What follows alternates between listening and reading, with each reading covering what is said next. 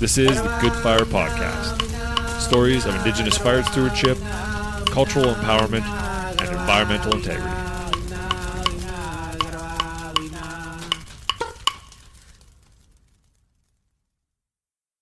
Hey everybody, welcome to Good Fire. My name is Matthew Kristoff. And I'm Amy Cardinal Christianson, and we're here to share stories of Indigenous fire stewardship. So over the next few episodes, we're going to be talking with Indigenous researchers and Indigenous fire practitioners about what they're doing and how they're trying to get Indigenous burning back on the land. So this podcast is sponsored by the Canadian Partnership for Wildland Fire Science, with support from the California Indian Water Commission and the Fire Sticks Alliance Indigenous Corporation. So today's episode is actually a different kind of episode. So we have 3 of these episodes available, and they are actually stories from traditional firekeepers. And they're recorded at a traditional firekeeper workshop, and so the audio is not the best audio. They are great stories. They're really, really interesting, and they provide a lot of insight into traditional knowledge and into the way Indigenous people view the world from a firekeeper perspective. And it's really, really, really, really neat to hear what they have to say and the stories and the history behind it. I definitely recommend you guys check it out. Just remember the audio is not great, so forgive us that. We would appreciate it.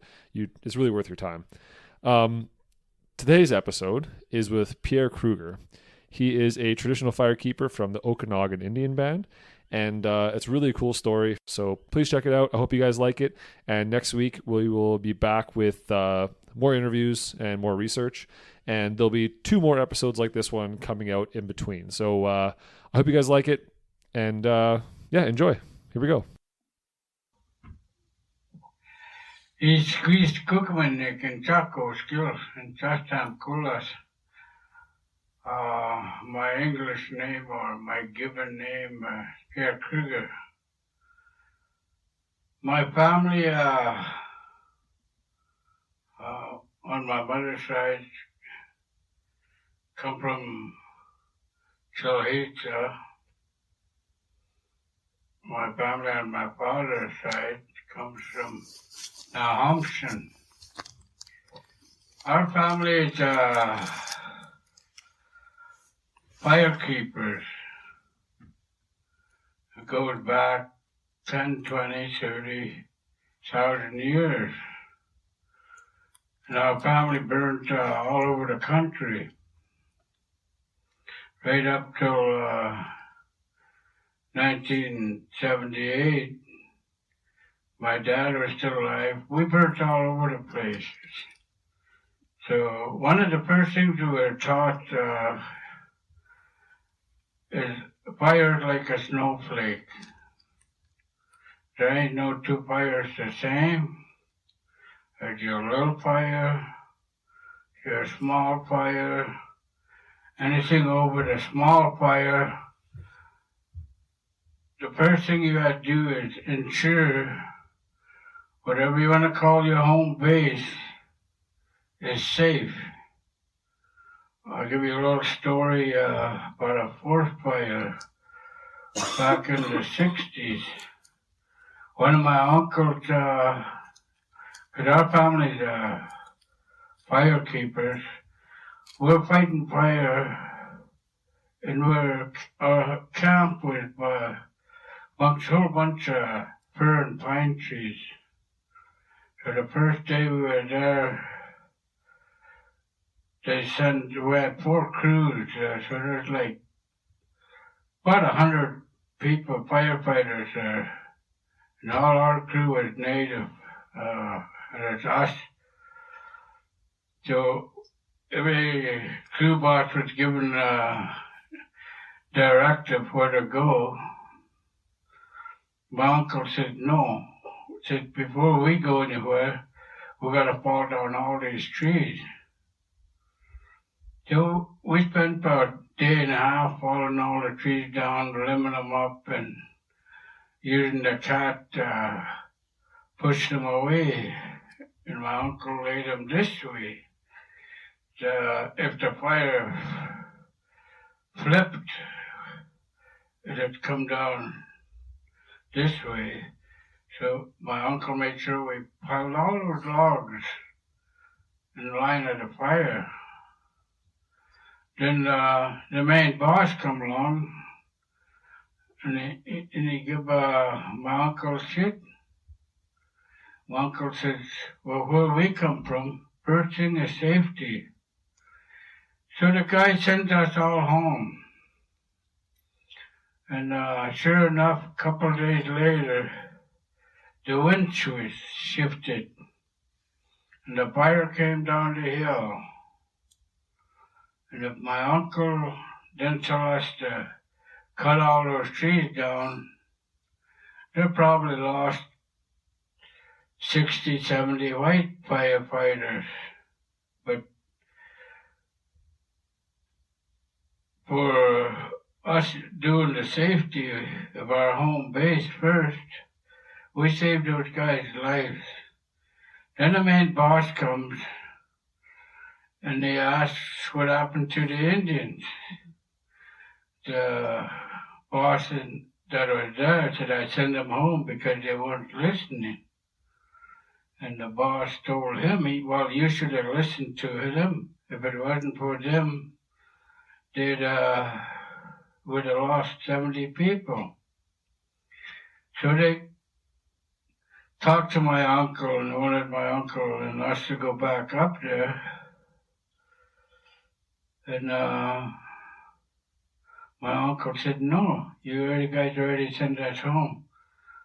Then the guy said, well, you guys come back up and you guys can do the cleanup.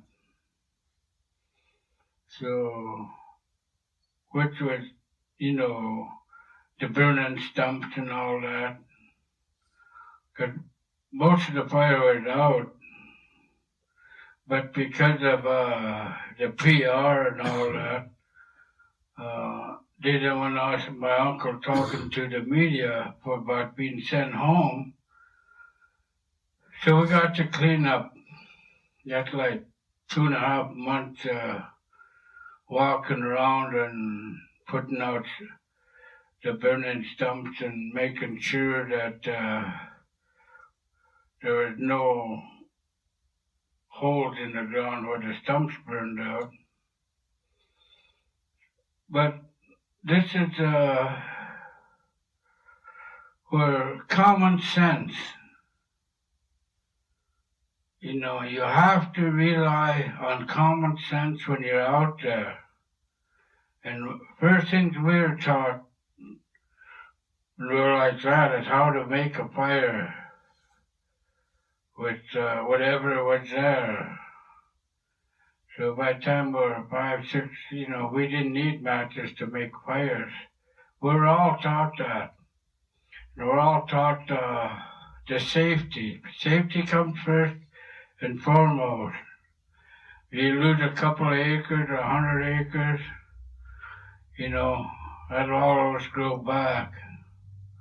You lose your life, you don't come back. Maybe in a couple 100 years, reincarnated. So there's lots of things to learn to be a firekeeper, because that firekeeper is really also responsible for our garden. All those mountains and the valleys to our garden. We're also responsible for the water runoff. So we've been taught a lot of things, how to redivert water, how to make sure a fire can only go so far. So we had to learn how to use what's there. For spring burning, you could have a long window or a short window. Like this year, we'll probably have a short window for spring burning as a firekeeper. But as making fires with tools and the equipment, that can be we learn how to adapt to everything that's out there. So if we have to do something and we miss our short window, then we know what to do. We know what trees to fall down or where we got to make our fire guard and all that, our back burn. So these are some of the things we're taught growing up. In the 60s and the 70s, we were the best firefighters around. They were dropping us off helicopters with chainsaws.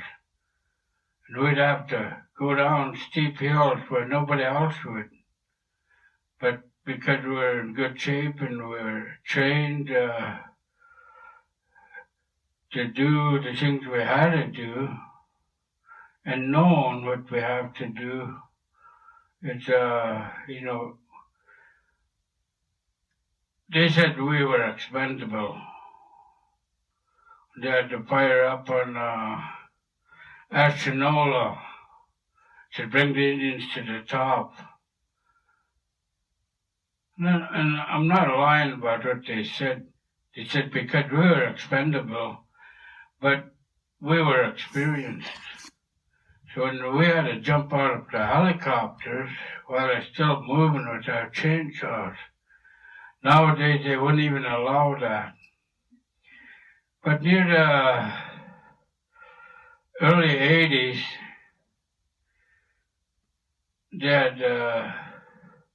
we could have put out the fire, Garnet fire, we could have put out the Kelowna fire, but we had like 40 RCMP. You guys go through that fire, you're going to jail. We could have put out both of those fires. So when you really look and understand fires, some fires are made for real estate. Some fires are created so big machinery can go in and push roadways for future development. And some fires, most fires are caused by the clear cutting and how they leave all the garbage around. Like, we have a couple potential fires. My mother told them before she died, you guys don't clean that up. If a forest fire ever hits there, it's just going to go through in a matter of a day. And it's a long, big area. So we have, we don't have fear of fire. A couple of years ago, me and my son took the Penticton Fort Fire crew out. They wanted a live fire. They wanted us to light the fire, so we did. Then the wind shifted. I told their boss, don't hit it dead on. You get your crew up there making the back burn. But he hit his crew, told his crew to hit the fire dead on. So I told my son, we run up the hill, I told my son, you go this way, I go this way. When you get so far, you light your end, I'll light my end. So the two of us put that fire out. And the guy was so mad, he sent us home. But we did our back burn. The fire was coming up the hill. And the heat draws heat. So our back fire burn started getting sucked down with the fire going up the hill. When they met, the flames were probably 60 to 80 feet high. When they met, it just went and then it's out.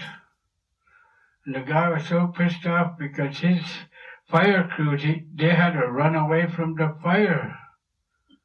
And a couple of them slipped. Now, me and my son went there to grab them and get them back up to get them out of there. They'd have probably got cooked. So, mention it takes time and common sense. You know, and we have our own little firefighting unit in Penticton. They're programmed to put the fire out. And I tried to tell their boss they should come with us and learn, understand the fire. So not only going to be a firefighter, a good experienced firefighter that has some of our experience, you know, you're way off better. Because you know what to do. And you have all the tools there to control a fire. And the biggest wall today for firefighters or their bosses is the fear. Fear of fire. Well, what if it does that? What if it does that? You know, what if it switches? Well, the way we were taught, we have to take all those things in consideration before we even start doing our backburns or lighting a match. So, I don't know how much time I can talk for hours. But and tell you guys stories. And all the stories I tell are true. So, a firekeeper, that's in our blood. We're taught from like this. And our responsibilities is our garden, the quality of water, and understanding, you know, the cycle of our garden. Some places need to be burnt out every 4 years to keep the berries growing. And I don't know how much you guys want to know, but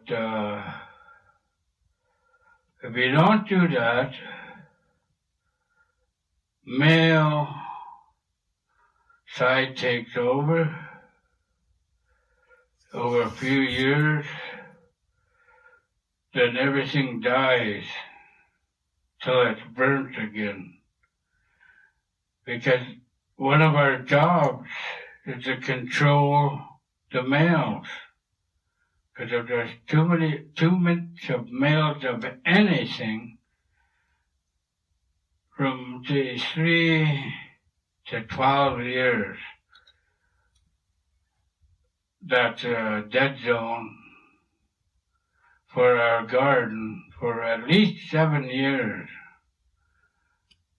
After 7 years of being dormant, then the female comes back to life.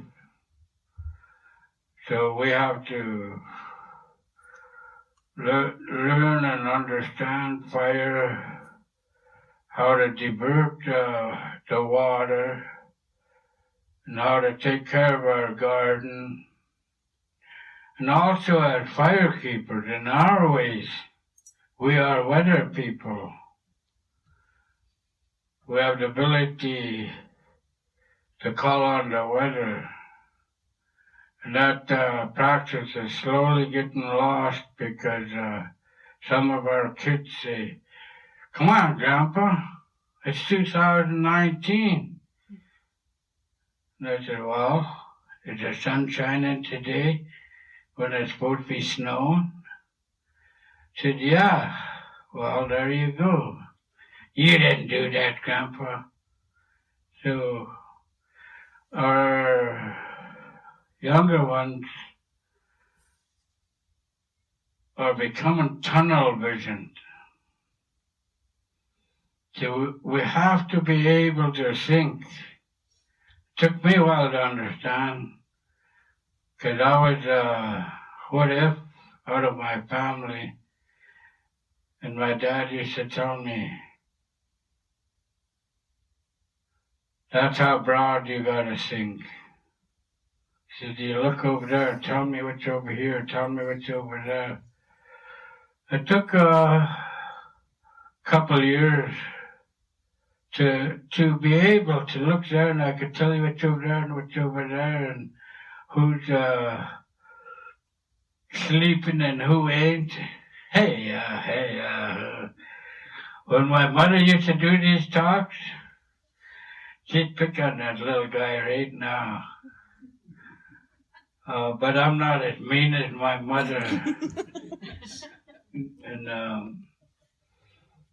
so, how long have I got? Huh? 2 more minutes? So, it'll take a whole year, and it doesn't have to be every day, because for somebody like me to take you guys out, to show you the windows, what kind of fire you want, you tell me what kind of fire you want, I can bring you to those places, I can show you how you do it,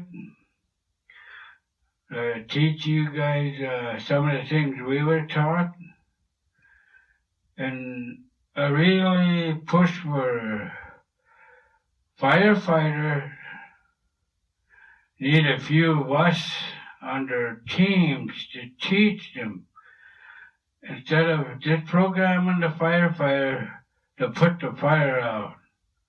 Because if you know how to use the fire, you can put the fire out a lot faster than using technology. Because we got everything that's out there we can use one way or the other. So with that, I'll cut it up there. Right, Cook.